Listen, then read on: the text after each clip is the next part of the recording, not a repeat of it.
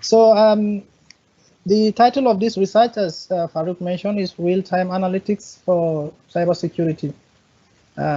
Thank you everyone for joining us today. I will start by a brief discussion on what motivated me to present on this topic. As he mentioned also, a significant portion of my PhD thesis was focused on applying knowledge discovery techniques for crime prediction. And our goal was to go a step ahead of criminals in order to support law enforcement and regulatory agencies that are directly involved in countering digital crimes, such as the sale of counterfeit medications. So we harness and analyze social media feedbacks, comments of people regarding certain products. So the goal is that people are expressing their opinions, but we want to use these opinions to transform these opinions as an intelligence. So one of the limitations of that particular aspect of the work that we noted even in the thesis is that we need to extend the work to real-time space. So the data that we used was actually data that we archived from Facebook, from Twitter, and other social networks. And also in my most recent role as a postdoc at Queen's University, I led a team of industry collaboration projects with a media intelligence company based in Ottawa that monitors millions of data sources for government relation monitoring and business intelligence.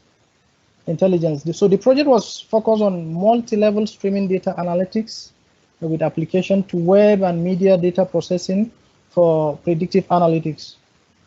I will mention some of the outcomes of this project at the course of this presentation.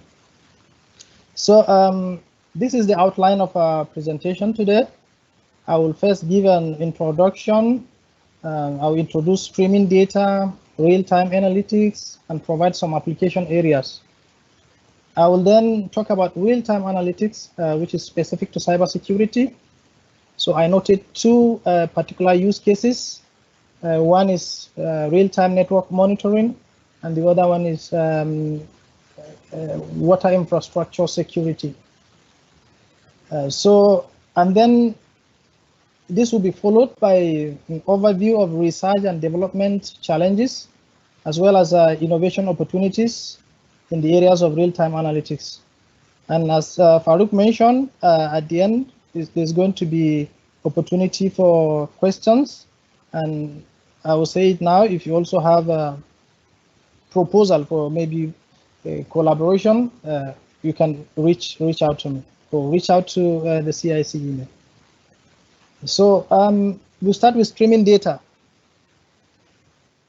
There are so many sources of streaming data with the evolution of the internet, with the evolution of social networks, Internet of Things, and also even the database that we use, database of transactions. All these are event sources. And these sources generate data that is often called fast data streams that can be fused and analyzed for real-time insights. And there are two important attributes or variables in streaming data: the volume and the rate, or the speed, or the velocity. These are the two most important attributes in streaming data. And this data can be streamed and processed either at the edge or can be ingested to a communication platform, maybe to a cloud platform or on-premise for further analytics. And for developers, these sources, most of these providers of this data, they've made it possible through several communication protocols, such as the REST API, IoT Event Hub, and WebSocket, to expose this real-time data for further analysis. So I will mention in the collaboration project that I did recently, the data was exposed to us via a WebSocket protocol. And let me show you. So this is an example of the streaming data at real time. So this is a streaming data from Formula One car racing. As you can see, as the car continues to move, it's real-time data continue to stream from the sensors that have been embedded in the car. And you can see in real time how some values can be aggregated and computed at real time. You can see the engine revolution per minute. You can see the throttle. You can see the brake. And this kind of data can be analyzed in real time to provide or reveal several insights in different application scenarios. So this is one example. Another example is data that is streaming from logs. This is something that is relevant to those of us that are now into cybersecurity research, because we deal with data set from networks, and the data comes in forms of logs. And this kind of data can be leveraged for real-time intrusion detection or real-time anomaly detection. Now, before going further with streaming data, this Juarez and his colleague were able to give us a kind of a comparison between batch and streaming data. So batch can sometimes is called static data, streaming data sometimes called data in motion. So this is specific to data set that we use for analytics. And batch data is offline. Most often we must have saved or stored the data in a kind of a database, while real-time stream data is real-time and is slow to generate batch data, while it's rapid in terms of streaming data. It can be persisted batch data, while streaming data is transient. If you didn't use it at the moment, if it goes and you didn't save it, then it's gone. So there are another important variable is the size. So batch data is fixed size in most cases. The process of collection of the data is in terms of batch data can be through questionnaire, through surveys. It takes time. And one aspect that makes streaming data more complex to work on is that it's unpredictable. It can come in different size and different format, and it can change anytime. But for batch data, you know that these are the known characteristics. And even if you have changes, you still have some time probably in a batch analytics to study the data. And the access in terms of streaming data is sequential, while for batch data, it is random. So majority of applications that we see today, machine learning, are based on batch data. Because of the popularity of batch data, because of public data sets, mostly available historical data. So they are in form of batch data. However, in some cases,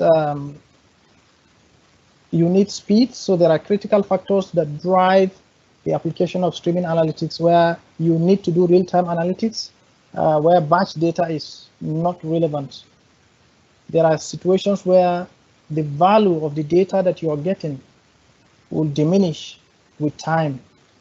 Think about credit card fraud. Someone stole a credit card and then used the credit card to withdraw money. Think about heart monitor application that continuously monitor the heart rates, and then it's designed maybe to send an alert when there is sudden maybe heart attack or heart failure.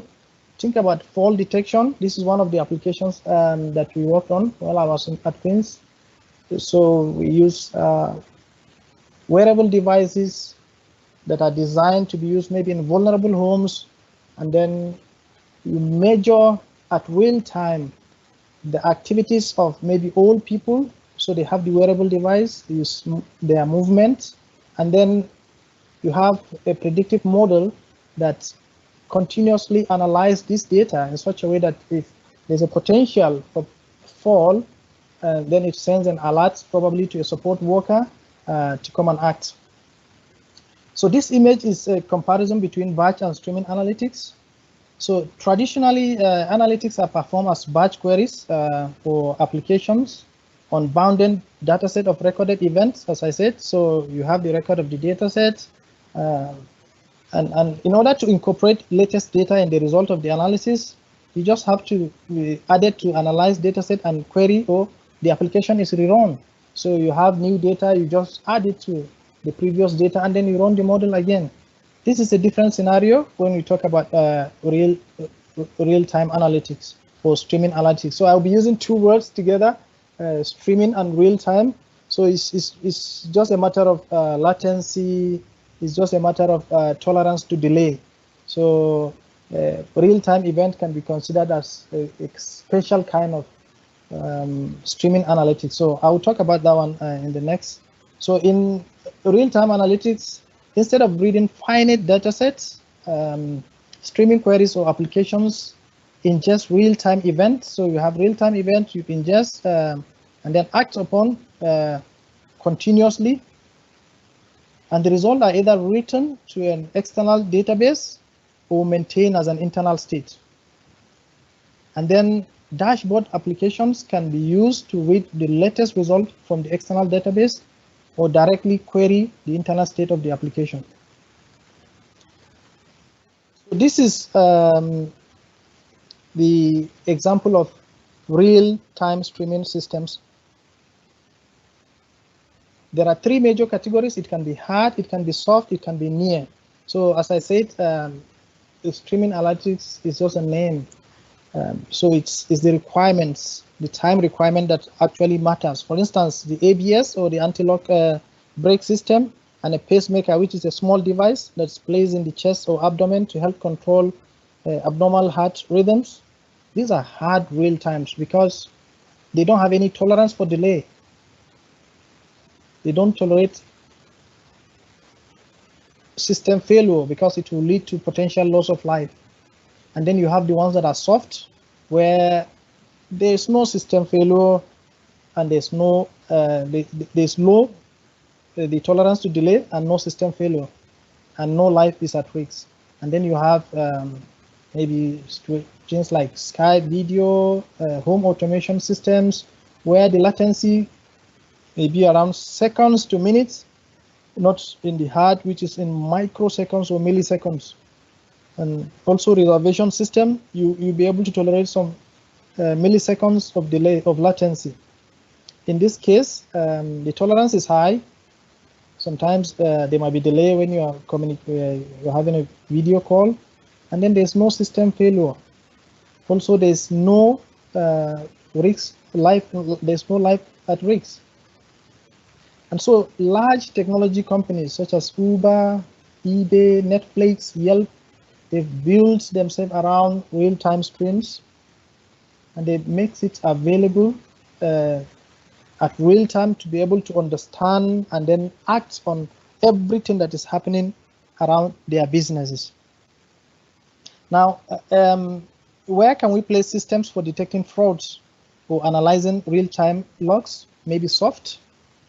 So the person can be withdrawing the money, but as far as there's an alert, and then the person was able to, he can be traced, then it's okay. So in my own perspective, I can place detection of frauds or analyzing real-time logs under soft. So the techniques that facilitates the processing of streaming data, there are many techniques. So I call them real-time algorithms. Different from batch data, where you can ingest all the data at once and then process. Real-time analytics requires sampling. So you have to collect a representative sample of the element of the data to process, but you have to make sure also the sample retains many important characteristics of the stream. There is also windowing, where you have to divide the data streams into finite chunks. It could be by time, it could be by size, it could be by session. There's also sketches, where you have to summarize a data stream using a small amount of memory. And then there's also histograms, where you approximate the distribution of a set of values. So this paper did justice to this area. You see real-time analytics algorithms and then applications there.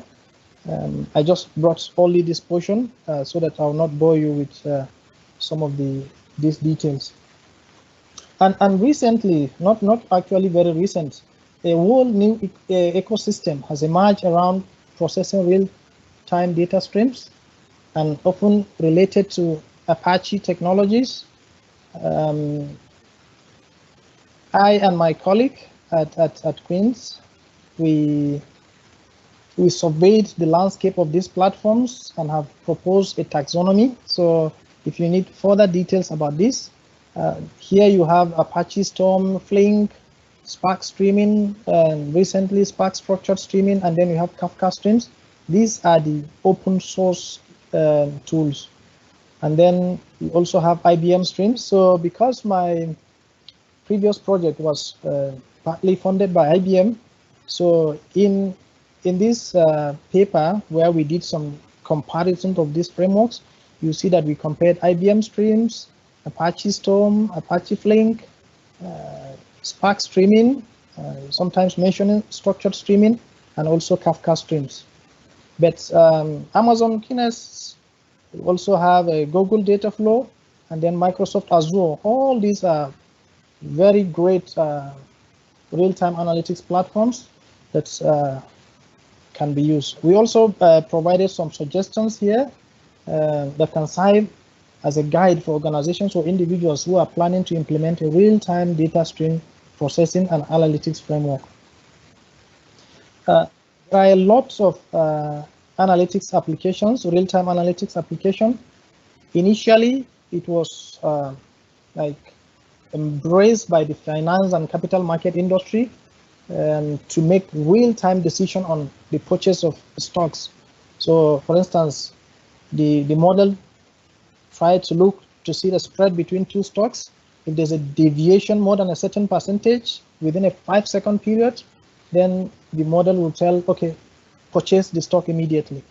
But recently, streaming analytics have been embraced by so many different firms. For instance, you have energy firms for monitoring real-time data points to help predict oil pump failure before it happens. You have manufacturers of computer chip using it to predict potential manufacturing anomalies. You also have consumer goods marketing departments using it to monitor the sentiments of their customers or the entire population in real time to provide insights on who to target in their upcoming campaigns. Also for product and public safety. So this is one of the project that I did at the University of Bradford during my PhD, that we work on historic data. So we look into this product safety based on user reviews, based on what people are saying on social media, and for public safety. And then one area that I'm also very interested in is how to monitor water and water quality and contaminants. Also, as I mentioned, fraud detection, data and privacy protection and services, and then also analysis of Internet of Things and embedded services. So this is a typical architecture of so this one I call it just a simple real-time analytics system. This one is for tracking assets. So asset can be objects that you have probably on a supply chain that is being supplied, or can be used in logistics.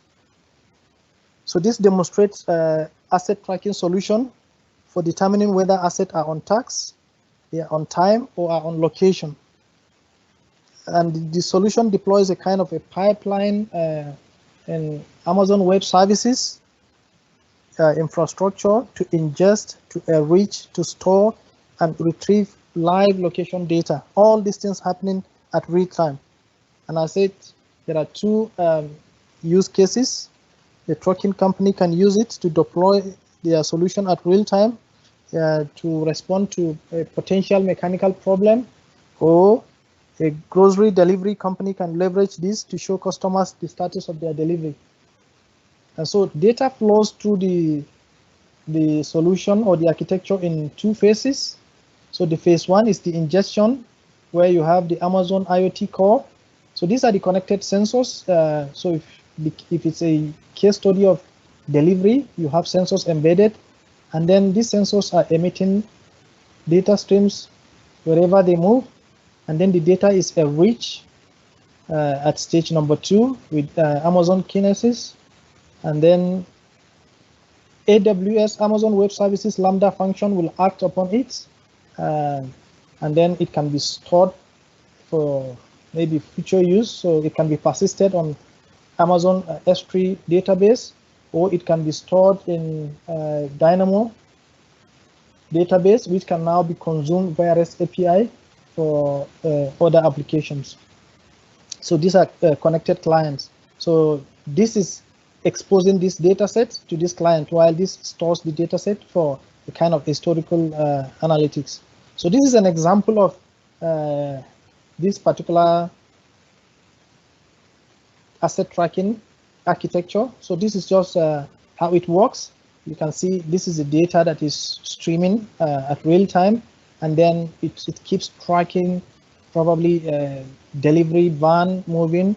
So this is how simple real-time analytics work.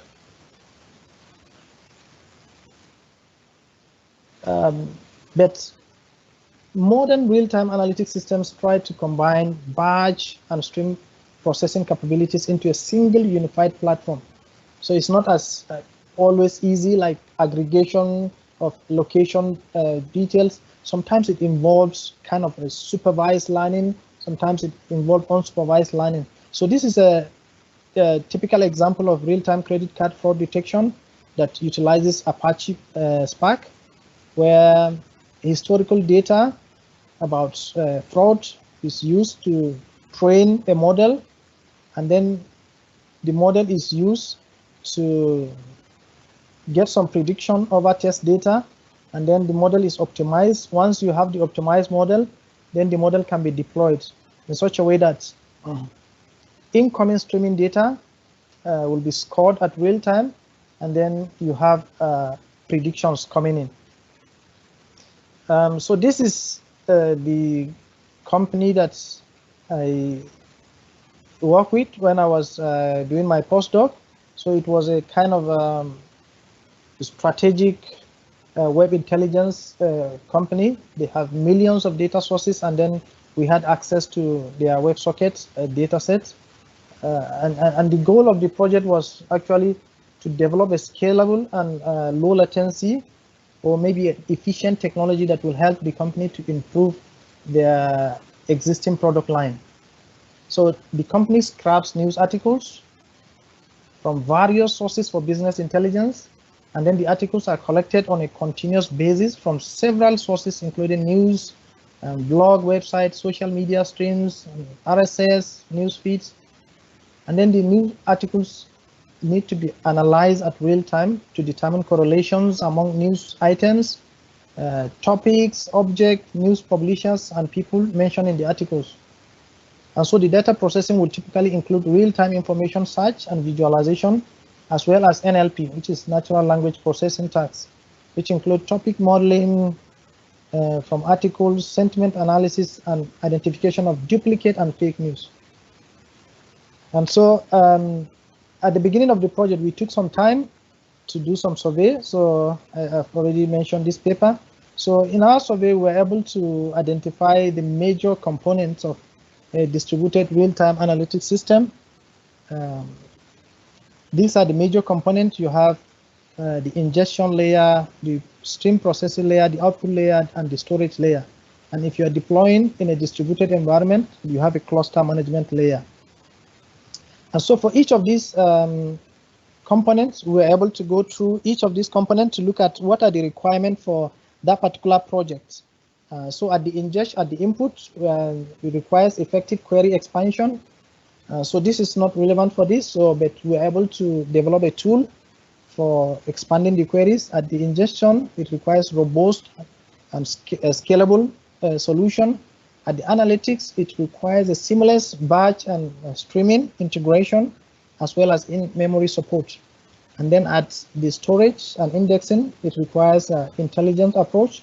And then at the output, we should stream real-time alerts or display visualizations at real time. So at the ingestion, we came up with this architecture for them, and then we tried to merge NiFi and Kafka. So NiFi is a very good data flow system that can ingest data from various distributed sources. And once you have it, then you now utilize Kafka to distribute it to several consumers. And Kafka has the ability to also receive back the analytic results from maybe Spark, and also now send it across to either Solar or save it in a database. So this is one of the second thing after the survey. So we work on the ingestion parts. I presented this paper in Seattle during the 2018 IEEE conference of big data. At the storage, there were also three major requirements. The first requirement is the system should be able to import structured data from relational database, and it should be able to gather unstructured data from Twitter, and it should be able to use SQL for structured data query processing. So this is one of the students that we co-supervise with Farhana, and then we came up with this architecture suggested to the organization.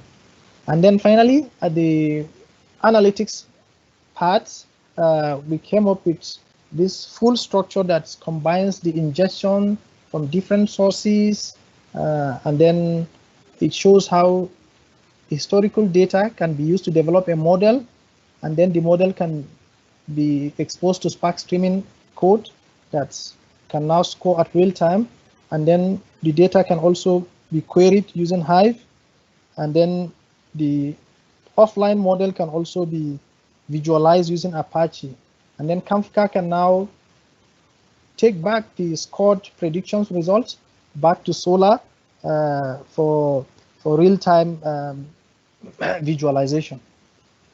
So these were introduction parts, which talks about most of what I did during my postdoc. Now I will quickly run through two use cases: the network traffic analysis and water infrastructure security. Now this network traffic analysis tries to utilize, or should I say, zero trust.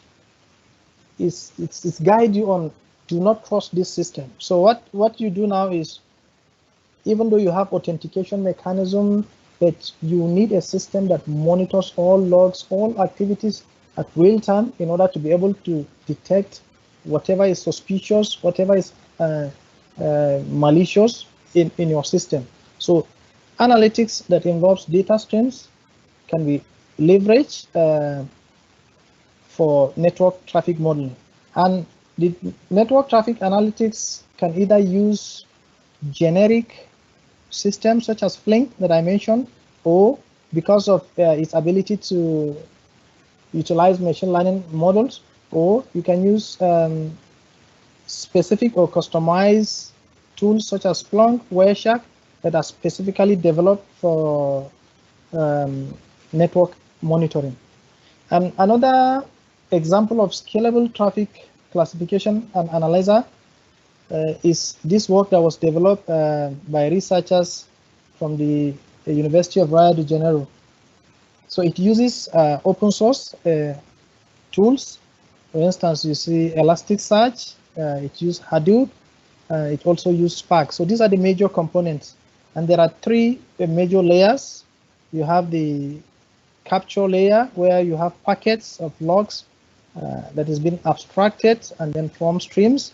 And then you have Kafka that is serving it. And then you did feature selection with Spark, and you do enrichments, and then the classification results showcase or visualize at real time in the Elasticsearch or in Kibana.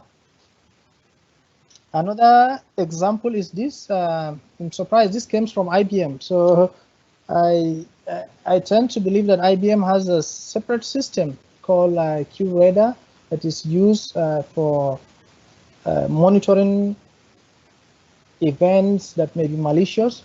But in this situation, according to the team that work on this, they say because of scalability issues, that is why they utilize these generic stream processing engines with NiFi and Kafka, and then they came up with this framework. They call it System of Logs Intrusion Detection Engine, and it's built around open source technology, as you can see, and it's highly scalable. It's ingest data from two sources. One is called indicators of compromise from the Threat Connect, and then the other one is called firewall logs from the Palo Alto networks. So coming to the water infrastructure security,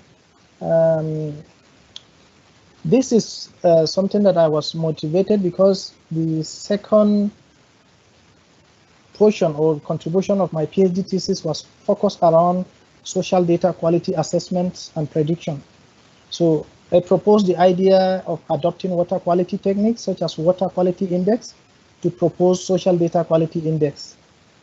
And so the components or the attribute of water, such as the pH level, the temperature, these are indicative of water quality. So those are the same thing that we translated, such as maybe in a tweet, how many hashtags, how many people have been mentioned. So those are the things that we use, and I'm now interested in extending this to real water quality infrastructure security. But first, what are the threats to water infrastructure? Because modern water system is made up of SCADA, control data acquisition, and then it also have programming logic controllers. This enhances the operation, but also increases the attack surface of the infrastructure. So the attack scenario may be water contamination. Someone tries to attack the functionality of the system in order to cause service outages. The target may be electrical grid, it could be the computer network, or it could be sensitive information. And the effect can be illness and casualties, maybe a compromise in emergency response, maybe firefighters and health workers. And so the approach is utilize real-time analytics on both the physical and the cyber aspect of the infrastructure in order to monitor anomalies and intrusion based on data coming from sensors. This in such a way that changes that are abnormal can be immediately alerted, and it's going to be based on fusion of multiple data from either physical, sometimes you have cameras embedded that will be able to at real time detect intrusion. So this is one typical example by some researchers at, I think, University of Technology in Singapore. A very interesting project designed by the ITROS lab. It's aimed at understanding water infrastructure response and defense mechanism in a variety of cyber attacks. As you can see, they've assigned various security levels for different aspects of the water infrastructure. Zone A is the highest priority, and up to Zone D, whereby you have the SCADA workstation, the laptops, and with this data set, you'll be able to assign a model that will be able to go at real time to the data that is emanating from this, and then detects any form of malicious activity. So in terms of challenges and opportunities, there's lack of public open data streams. During our projects with my previous industry partners, we utilize the data from Sanctuary, but it seems the data has now been closed, and Sanctuary provided $1 million for developers to work on open data that is streams in nature. So most of the data that is available are actually batch. And then you also have the issue of imbalanced class distribution, which is very common in the cybersecurity domain. We have few positive cases, and then you have a majority are probably negative cases. The issue of unpredictable data characteristics I mentioned earlier. You have varying speed and unknown data characteristics arriving from the data streams. And then you have the issue of concept drift, which is caused by the changing or evolving nature of the data streams over time. It could be changes in the features, it could be changes in the subset of the features, and this affects the accuracy of the model. And also there's difficulty in developing algorithms that are meant to process real-time data. So these challenges can be converted to opportunities. We could work on providing sources or access to public data streams, probably through synthetic generation of data. We could also work on method for handling class imbalance. CIC is a hub in terms of data. So what can be done is to work on streams data. At the moment, we have a lot of historical data from network that has been archived that many researchers from all over the world are using. One thing that is missing, not just here, is access to real data streams. And also, we can design streaming machine learning algorithms. So as I shown in the other slides, the current approach is to learn a model offline, and then you now use the model to stream using a different pipeline. However, if you can design more algorithms that are streaming in nature, those algorithms are able to learn simultaneously while even predicting. So, for instance, in Spark streaming, there are two algorithms that are streaming in nature, k-means, and also I think linear regression. So those ones, you don't need to build a model and then deploy it and then start streaming. Yeah, the algorithm is already real-time in nature. So, and also we can develop streaming analytic platform that has simple user interfaces for users that are non-technical. We could also develop a decision support system that can recommend or suggest the best learning approach or libraries for a given analytics problem. So to conclude, the hype in big data, where you can process huge volumes of data, is no longer enough. We need to process the data at real time so that any organization can take business decisions immediately whenever an important event occurs. And this is something that is highly required in cybersecurity, for instance, in surveillance systems and fraud detection. There are many challenges, but we could convert these challenges to innovation opportunities. Thank you very much. And please reach out if